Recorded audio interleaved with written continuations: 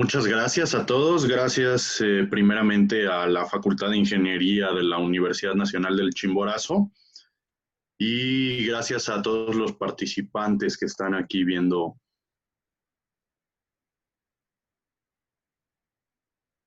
en lo que pongo la pantalla.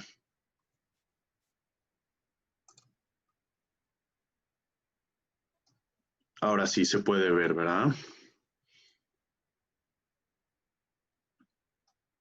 El tema que les presentaré en los próximos minutos es el Integrated Project Delivery, el cual es un enfoque colaborativo para el desarrollo de proyectos. Ya me presentaron, así que bueno, me voy a saltar esta lámina. Primeramente, me gustaría ahondar con una introducción de qué es Integrated Project Delivery y por qué se requiere un cambio en la construcción. Entonces, bueno, esta figurita nos muestra cómo por los métodos tradicionales que se ha desarrollado la construcción, pues ya sea el gerente de proyecto, el residente del proyecto, jefe de obra, un hombre pulpo, ¿no? Que tiene que hacer todas las tareas y hacer que el proyecto salga de la mejor forma posible, eh, eh, centralizado desde su punto de vista. Entonces, lo que busca Integrated Project Delivery o IPD es primeramente reducir los desperdicios que tenemos en la construcción, que esto lo pueden profundizar más adelante en temas que verán de Lean Construction. Por ejemplo, estará, me parece que el jueves, Fernando Cerveró dando un tema relacionado a esto. Permítanme un segundo. Ahí está. ¿Y cómo lo va a hacer? ¿Cómo es que IPD va a reducir estos desperdicios? Pues mediante métodos colaborativos, haciendo que todos los integrantes del equipo participen de una manera más,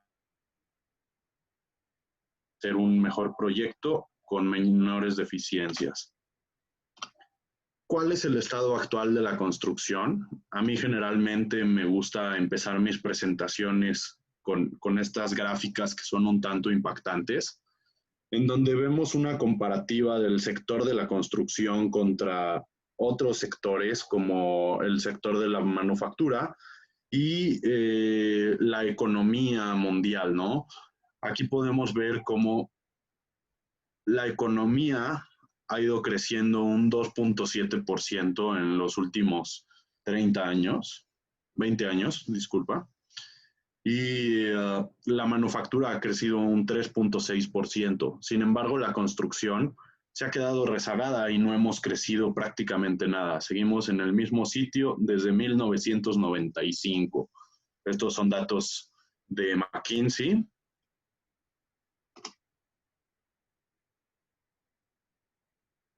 También tiene esta pequeña imagen en donde nos enseña cómo va la digitalización de los diferentes sectores, ¿no? Productivos.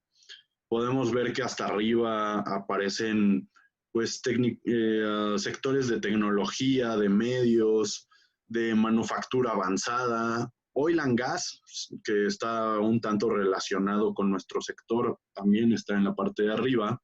Sin embargo, vamos bajando y vemos a la minería, encontramos la educación, gobierno, y por último, en las últimas dos filas, encontramos a la construcción y a la agricultura y la cacería. ¿Qué es lo que nos dice esto? Pues bueno, que nos hace falta digitalizarnos más, avanzar en procesos de tecnológicos, incorporándolos a nuestras construcciones, a nuestros diseños, para poder mejorar el producto, ¿no? De esto hablarán, hay varias ponencias a lo largo de la semana y la siguiente semana que hablarán de temas de BIM, de BDC. Les recomiendo que las vean. Bueno, ¿cuáles son los problemas que tenemos actualmente en la construcción y por qué he venido diciendo que nuestra construcción no es la mejor que podemos tener? Pues es muy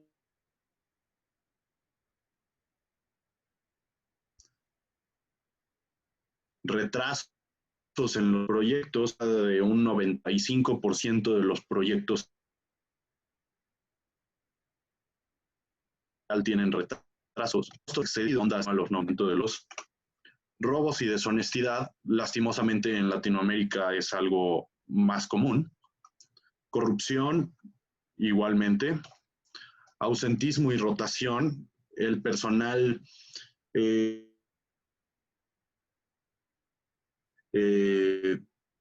no están comprometidos con el proyecto en sí. Y rotación, pues se refiere a que son proyectos en los que la mano de obra es muy fluctuante. Podemos tener 20 personas y a la próxima semana tener 70 personas en la misma obra y después regresar a las 20 y volver a subir. Desperdicios generalizados. Es muy común ver todos los desperdicios y todo ese material es material que cuesta y material que nos toma tiempo llevar, ¿no? Acarrear. Improductividad, pues un poquito hablando de todo lo anterior. Tiempos ociosos es muy común, de hecho, ver a la gente parada en la obra, esperando a algún supervisor o simplemente observando qué es lo que hacen los demás. Accidentes, también es una industria bastante accidentada en la cual es difícil controlar la seguridad de nuestro personal y hacer que estemos en un entorno seguro. Y informalidad, también hay muchos casos de informalidad porque pues prácticamente es un sector bastante pulverizado. Para esto, bueno, vamos a ver lo que nos da.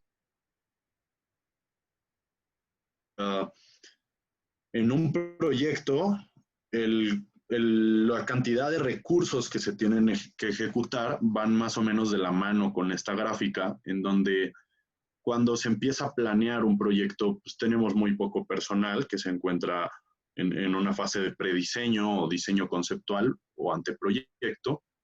Después se va diseñando completamente el proyecto y se requiere más personal, se empieza a planificar cuál construcción, por ejemplo. Y por último, pues viene la ejecución del trabajo, que es la construcción misma, en donde tenemos muchas personas, hasta llegar al cierre del proyecto o la entrega del proyecto, en donde poco a poco van bajando el número de personas de acuerdo a la entrega del mismo y a garantizar la calidad, ¿no? La segunda gráfica, también proporcionada por el PMI, aquí o incertidumbre de un proyecto, pues un proyecto es totalmente incierto antes de diseñarlo. Poco a poco, mientras se va diseñando, se va definiendo cuál es el alcance que vamos a hacer, el tiempo que nos va a tomar, el costo que vamos a tener, y mientras lo vamos construyendo, pues vamos dejando atrás esa parte de riesgo, ¿no? Y lo mismo vamos al costo de los cambios. Si nosotros conceptual, previo al diseño, pues no nos cuesta nada, ¿no? Un par de minutos o un par de horas de pensarlo y reformular el proyecto y listo. Si nos vamos al diseño, pues vamos a tener que hacer cambios en planos, cambios en procedimientos constructivos que vamos a tener y diferentes cosas que nos toman un poco más de tiempo. Si estos cambios los requerimos hacer durante la construcción, pues nos vamos a encontrar que pues vamos a requerir de mucho más esfuerzo para hacerlo. Y si lo hacemos al final de la construcción o la operación, pues va a ser un trabajo mucho mayor. Entonces, bueno, todo esto nos lleva a pensar y cómo podemos mejorar la construcción, los errores que veíamos en las láminas pasadas. Juntas que sirven de reflexión para cualquiera que quiera, le interese este tema, pues será bueno que haga este mismo ejercicio, ¿no? Estamos contratando de la manera adecuada nuestros proyectos. En verdad, el contratar un diseño, contratar por medio de una licitación a nuestros contratistas es lo correcto. Pues bueno, ya lo veremos. Podemos diseñar sin esperar cambios en la construcción. Los cambios en la construcción es algo sumamente común, sin embargo, es algo que en la teoría no debería de pasar. Nosotros, ingenieros, diseñamos nuestros proyectos para que se construyan de esa manera. No sería necesario que el constructor los tenga que construir de otra forma por problemas que se va a encontrar. Podemos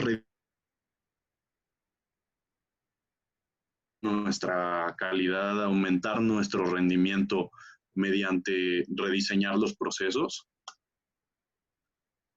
La cadena de suministros que tenemos es la mejor. Realmente nos llegan los materiales, nos llega la información que necesitamos en el tiempo adecuado. Podemos mejorar el ambiente laboral, podemos hacer que los obreros se comprometan un poco más con nuestras obras, que los mismos ingenieros se comprendan los operadores. Entonces, bueno, todo esto nos lleva a hablar de 4 puntos diferentes: contratación, calidad del diseño, planeación de nuestros proyectos y ambiente laboral. En esta siguiente lámina vamos a ver diferentes modelos de contratación. Aquí les voy a poner un marco de referencia para que lo vayan viendo.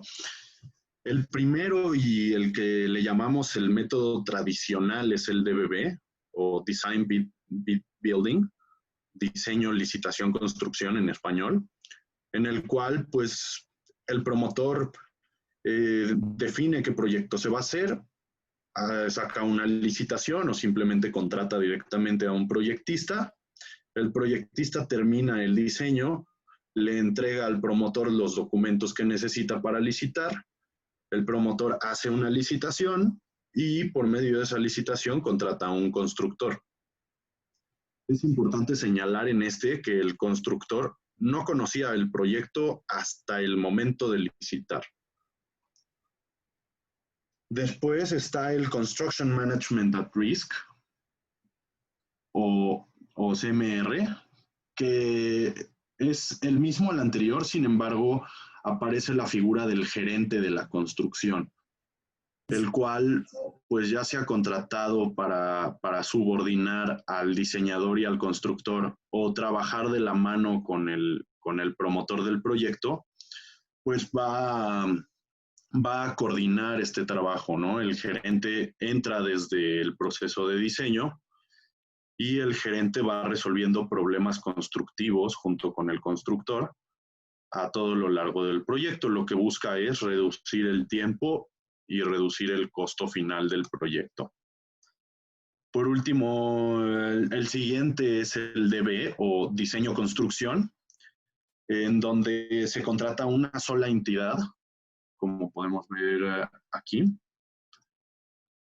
Una sola entidad contratada es la encargada tanto del diseño como la construcción. ¿Cuál es el beneficio de esto? Pues que el constructor es el mismo que el proyectista y sabe perfectamente son los tiempos y los procedimientos constructivos que se van a utilizar. Por último está IPD. IPD lo que busca es juntar a la mayor cantidad de actores en la construcción desde un inicio o lo más temprano que se pueda del proyecto. El proyectista y el constructor están a lo largo de todo el diseño y el objetivo es trabajar como equipo. Ellos tres. Y una gráfica le llaman IPD al cuadrado, yo lo sigo llamando IPD, en donde no solamente contempla el proyector, proyectista y constructores, sino que también contempla más figuras que las veremos un poquito más adelante. ¿Cuál es el objetivo de IPD? tener un esfuerzo mayor durante etapas tempranas del proyecto y la construcción requiera menos esfuerzo. Hay algo en el chat, no sé si alguien está preguntando. ¿Cuál es el modelo de contratación que garantice un mejor rendimiento de los recursos para países en desarrollo? Híjole, bueno, ese es un tema complicado. Yo creo que entramos en temas legislativos. Yo confío en que cada proyecto es diferente y requiere de un tratamiento diferente, tanto por ser su naturaleza, de si es público o privado, como por las condiciones del proyecto. Si es un proyecto muy sencillo, pues no tiene mayor caso involucrarse demasiado en la gestión del proyecto y involucrar muchos recursos. En cambio, entre más complejo, más costoso, más grande sea el proyecto, pues vale más la pena involucrar métodos de gestión más sofisticados y involucrar más recursos en el mismo. Si alguien tiene preguntas, así como la hizo nuestro compañero Vladimir, adelante por ahí, o si quieren prender el micrófono, también con gusto para hacer sus... Voy a seguir. Si lo hacen mediante micrófono es más fácil para mí, para no perder tiempo leyendo. Entonces, bueno, en IPD, ¿cuáles son los stakeholders que podemos esperar o los interesados que podemos tener en un proyecto? Primeramente está el promotor, quien es el dueño del proyecto y es el responsable absoluto, el responsable mayor del proyecto. Después están los diseñadores, los contratistas, tanto contratistas principales como contratistas secundarios, los proveedores que nos van a traer algún servicio o producto específico para el proyecto, coordinadores del equipo, gerentes, residentes, como líder de proyecto, como le quieran llamar, depende de cada estructura de proyecto. Y también encontramos personas que se dedican a darnos los servicios BIM, ¿no? Coordinadores BIM, coordinadores, diferentes figuras que nos ayudan a ese tema de la digitalización en el cual estamos tan rezagados nosotros. Aquí hay una pequeña gráfica de cómo visualizo yo en lo personal y cómo este modelo intenta integrar a todos los interesados de un proyecto. El promotor está en el centro, va a ser el encargado desde la gestión hasta la operación de tomar de la naturaleza del proyecto. El coordinador del equipo pues va a ser una figura transversal a lo largo de las etapas del proyecto para ir facilitando la información, al igual que el coordinador BIM. Consultores en diseño, que van a ser diseñadores secundarios que diseñen piezas específicas o sistemas específicos del proyecto. El diseñador principal, la principal y los contratistas secundarios para expresar qué fue lo que diseñó y qué es lo que quiere mostrar. Aquí están los contratistas secundarios, proveedores, y el contratista principal, que también va de la mano con el operador. El operador o el usuario final, también dependiendo de la naturaleza del proyecto, ¿no? Tiene que hacer una entrega y tiene que garantizar que no tiene vicios ocultos ese proyecto, ¿no? Entonces, bueno, aquí vemos una gráfica de la forma tradicional de construir diferentes etapas, en donde tenemos el prediseño, diseños conceptuales, diseños de detalle, toda la parte de documentación, tramitología, las compras del proyecto o procura, que también se le llama, la construcción del mismo proyecto. En el prediseño decimos qué es lo que se va a hacer en ese proyecto. Y no es hasta que se acaba el diseño, se licita y va a empezar la construcción, en donde el constructor decide pues cuál es el procedimiento mejor o que se adapte a su empresa y a las condiciones del proyecto y del entorno para definir cómo se va a hacer ese proyecto. Toda esta es la fase de licitación. Al final de la fase de licitación, pues se elige a quién va a realizar el proyecto y por último se realiza. Entonces, lo que busca IPD al integrar a todos los actores desde una etapa temprana es que entre todos esos actores definan quién, qué y cómo se va a hacer el proyecto. ¿Qué es lo que va a lograr esto? Pues nos va a ampliar nuestra etapa de diseño, como pueden ver aquí. Sin embargo, toda la permisología y la construcción nos va a reducir ese tiempo porque el proyecto está mejor diseñado y está más compatible con la construcción que se va a realizar. Respecto a la pregunta que me hacían hace un momento, ¿cómo se contrata IPD? Lo que dice la Haya, que es la primera persona en definir lo que es un proyecto IPD, es la Asociación Americana de Arquitectos. Dice que hay 3 formas de contratar un proyecto IPD. Mediante alianzas de proyectos, básicamente es un pacto en donde el promotor va a garantizar el coste del proyecto. Diferentes empresas se van a aliar para hacer ese proyecto tanto en diseño como construcción y van a sacar adelante el proyecto. Todas las decisiones las va a tomar el equipo en sí. Después está el SPE o entidades con único propósito. Básicamente estos son proyectos especiales en donde se hace una estructura jurídica independiente para el desarrollo del proyecto, ¿no? Y generalmente la operación también. Esto se lleva a cabo muchas veces en proyectos muy grandes, en donde es necesario crear una empresa que se encargue de desarrollar ese proyecto. Esta empresa, pues los accionistas de esa empresa, por llamarlo así, o de esta entidad, van a ser las personas que se involucren en el diseño. Todos ellos van a ser parte de la misma entidad. Y la última, que es la que ha estado en boga más últimamente en cuanto a temas de contratos colaborativos, se refiere a los contratos relacionales. Estos contratos, pues existen varios modelos de contrato ingleses, australianos, gringos, hay algunos de hecho de organismos internacionales como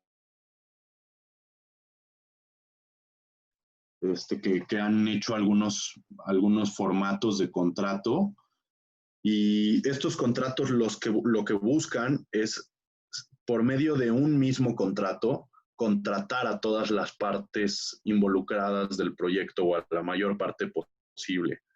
Estos 3 lo que buscan es maximizar el rendimiento de cada una de las personas. Si el proyecto gana, el constructor va a ganar más utilidad involucradas en estas contrataciones, ¿no? Entonces, bueno, lo que vamos a buscar mediante todo esto es crear un flujo de valor. ¿Qué es lo que vamos a hacer en ese flujo de valor? Pues primero vamos a separarlo por etapas muy genéricas, como lo pueden ver aquí, en donde tenemos una etapa preconceptual en donde se tiene que indicar qué es lo que vamos a hacer, cuáles son las metas de este proyecto y cómo se van a medir esas metas, y se van a identificar las necesidades del usuario al final en la operación. Después, en la etapa conceptual, pues se pueden desarrollar desarrollar diferentes opciones de diseño. Estas opciones, al ser analizadas por diferentes contrapartes, van a tener una retroalimentación mejor para que sean más construibles.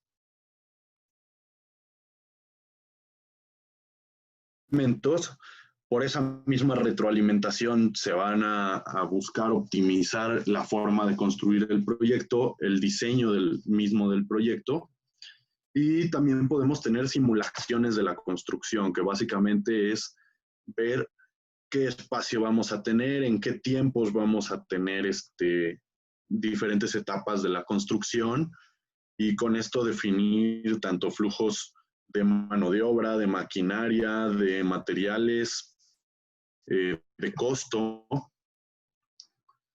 Después viene el diseño de detalle, en donde vamos a tener un diseño colaborativo y integración del valor. Básicamente esto se refiere al ICE o reuniones ICE, que le llaman. Básicamente es buscar una ingeniería concurrente, en donde conforme vaya avanzando el equipo, se vaya viendo si tienes alguna pregunta. Básicamente lo que vamos a buscar es ir mejorando el diseño del proyecto mediante estas reuniones ICE. Después tenemos la producción, que es la construcción en sí, en donde podemos tener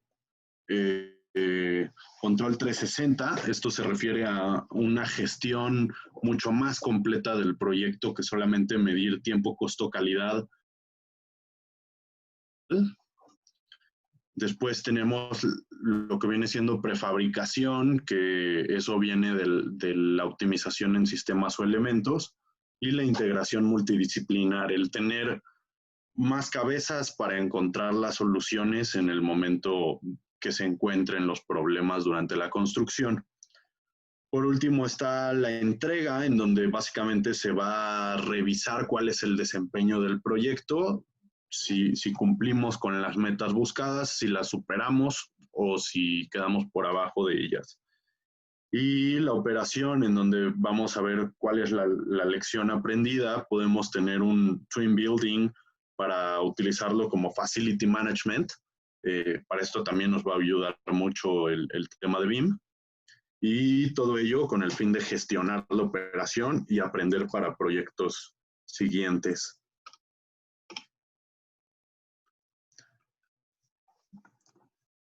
Kaizen. Kaizen es una palabra que se refiere en japonés a mejora continua. Entonces, me gustaría citar esta frase que dice: no importa que también estemos realizando algo, siempre habrá algo que mejorar. Bueno, basta de la teoría, empecemos a ver un poquito cómo se aplica esto. Esta es una aplicación real a un proyecto en el cual se generó un modelo de integración para gestionar el proyecto.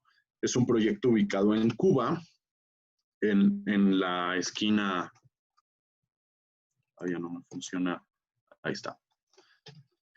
En la parte más al oeste de la isla se encuentra el proyecto Punta Colorada, que pues básicamente es un proyecto, es un resort con una mezcla de campos de golf, marinas, zonas residenciales, unidades habitacionales, hoteles, que se va a desarrollar en 700 hectáreas durante 7 años con una inversión aproximada de 1,000 millones de euros. Entonces, bueno, el primer paso para obtener esto fue, primero vamos a definir los sistemas y vamos a disgregar este proyecto. ¿Cuáles son los sistemas que tiene este proyecto? Pues tiene una marina, tiene hoteles, casas, edificios especiales para el manejo, tiene canales de navegación, el sistema del paisajismo, los campos de golf, caminos, sistemas eléctricos, aguas potable, drenaje sanitario, urbanización, movimiento de tierras, campamento provisional. Y bueno, hay subsistemas encuentra un parque fotovoltaico por acá para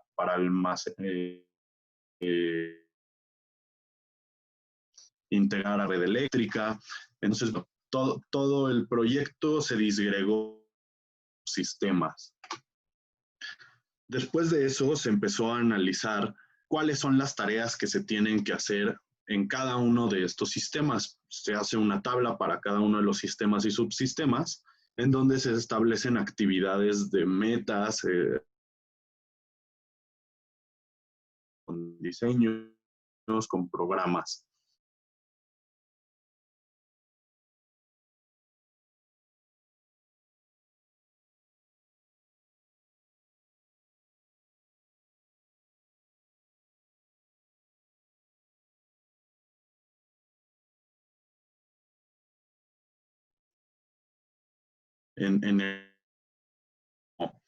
Revisa y decide si otorga licencias, procura o adquisición, pues las actividades del sistema y las actividades generales se van a tener que realizar en cada una de las 3 fases del proyecto, quedándonos un diagrama como esto, ¿no?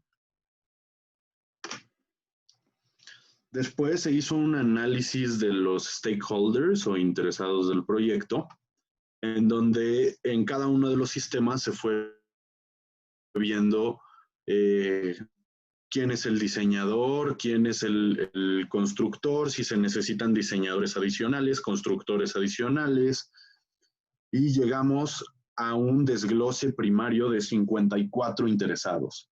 Es importante mencionar que todo esto es un documento vivo que tiene que ir avanzando en las diferentes fases del proyecto. Conforme se vaya avanzando, se van a encontrar interesados adicionales que no se encontraron en el primer análisis o que se van requiriendo en el desarrollo del proyecto. Y entonces, bueno, cada uno de este grupo de stakeholders se identificó cuál es la responsabilidad que tienen.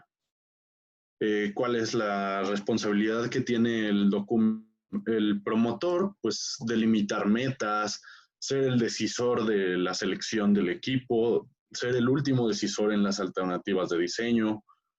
Después está el programas generales, gestionar requisiciones de información, lo que le llaman RIF en inglés. Después está el coordinador BIM, los diseñadores principales con sus diferentes responsabilidades. Estas son responsabilidades generales que tienen cada uno de ellos en el proyecto. Con base en eso, se hizo un diagrama de flujo en cada una de las personas, en cada fase. ¿Cuáles son los procesos que hay en el desarrollo de este proyecto? Aquí podemos ver el primer cuadrante, que es qué es lo que tiene que hacer el promotor durante la fase de conceptualización del proyecto. Pues tiene que antes que nada, definir un modelo de negocio. ¿Por qué se va a hacer este proyecto? Porque me va a traer tales rendimientos. Va empezando a delimitar un poquito de metas. Eso nos va a llevar al desarrollo de metas y definición de metas preliminares del proyecto. Tiene que elaborar un programa financiero principal, el decir, oye, no puedo construir todo el proyecto junto, sino que tiene que irse construyendo poco a poco. Entonces, bueno, que nos vaya diciendo cómo necesita que se vaya construyendo de acuerdo a su plan de negocios, ¿no? Cómo se va a contratar a las personas y selección del equipo. Seleccionar qué empresas fueron las ganadoras para realizar cada una de las actividades que se van a hacer en el proyecto.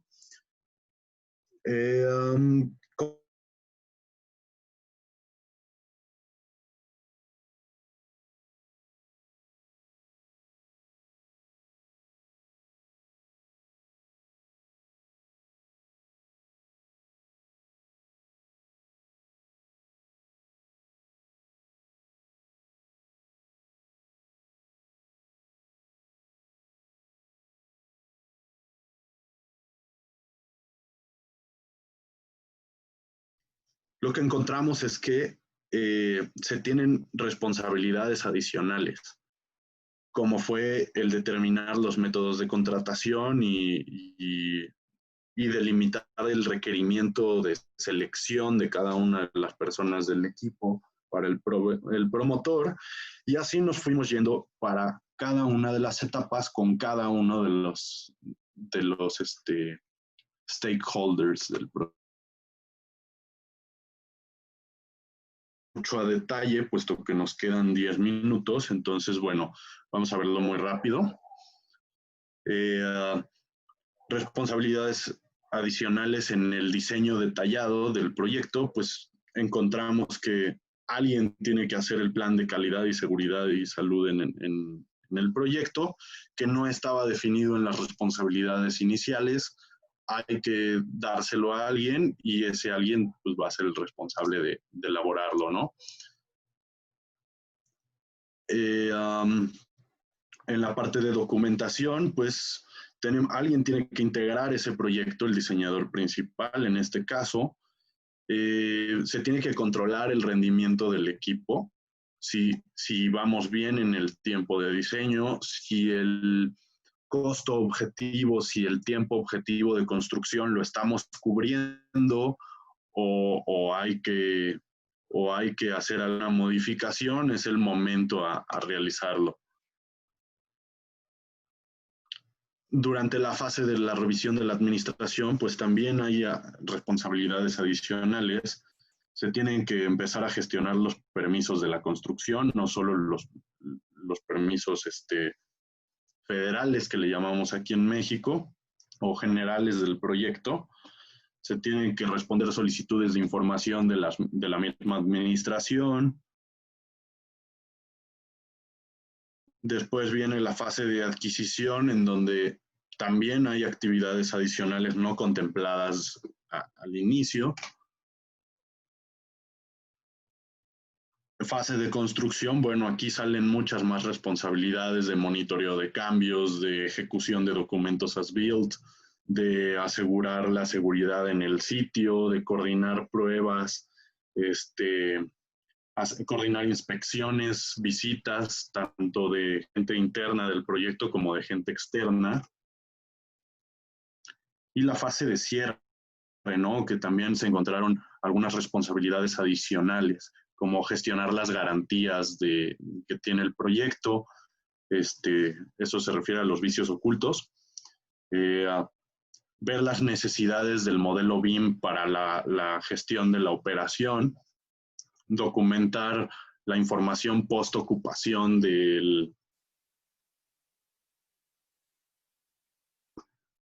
a documentar si lo que diseñamos en realidad está operando como pensamos que lo diseñamos. Y bueno, me gustaría pasar a la sección de preguntas antes de que se nos acabe el tiempo. Si alguno de ustedes tiene preguntas adicionales, vi que algunos alzaron la mano.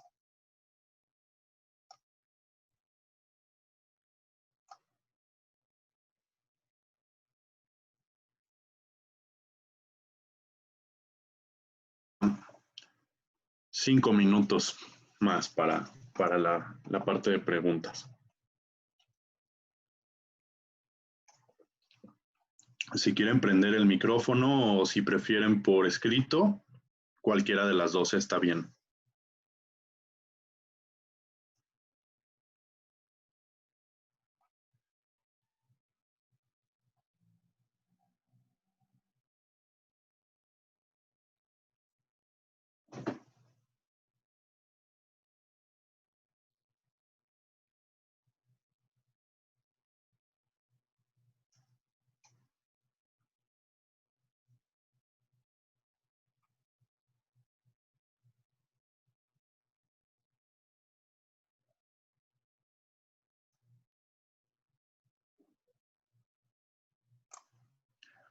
Siguiendo con la pregunta que hizo Vladimir hace un ratito. Adelante, ¿alguien había prendido el micrófono?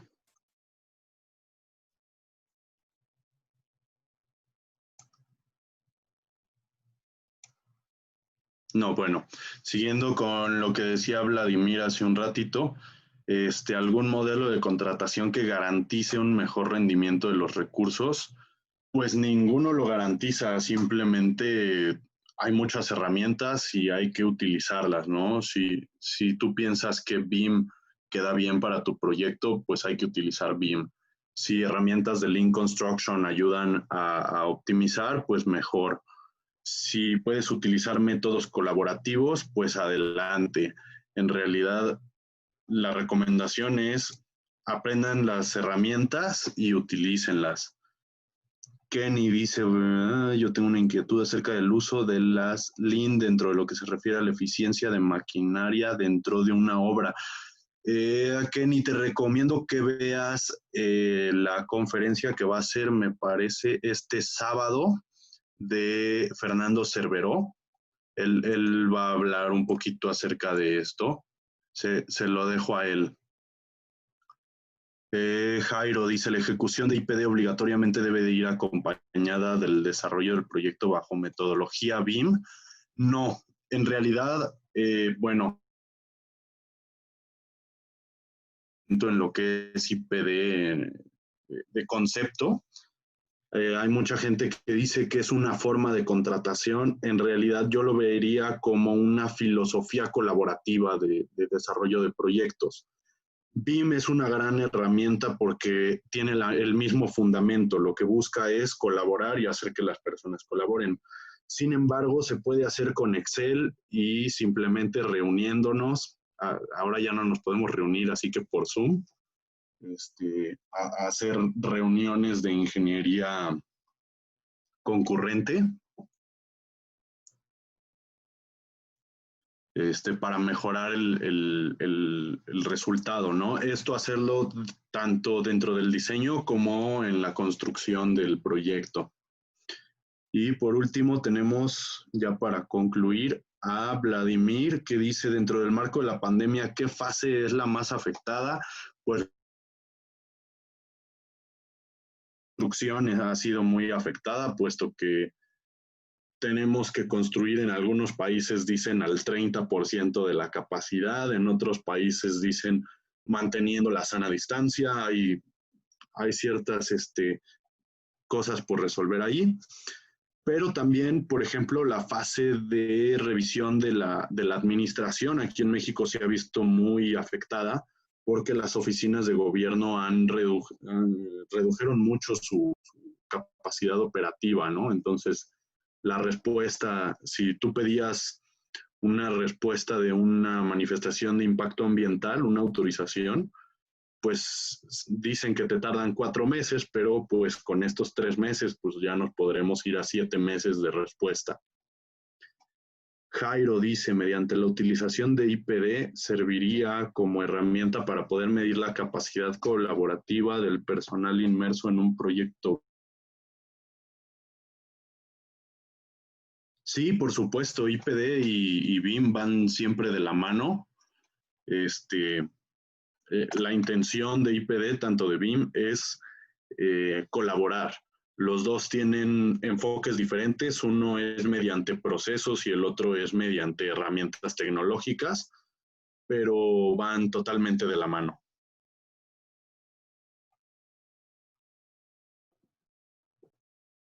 Bueno, pues les agradezco mucho.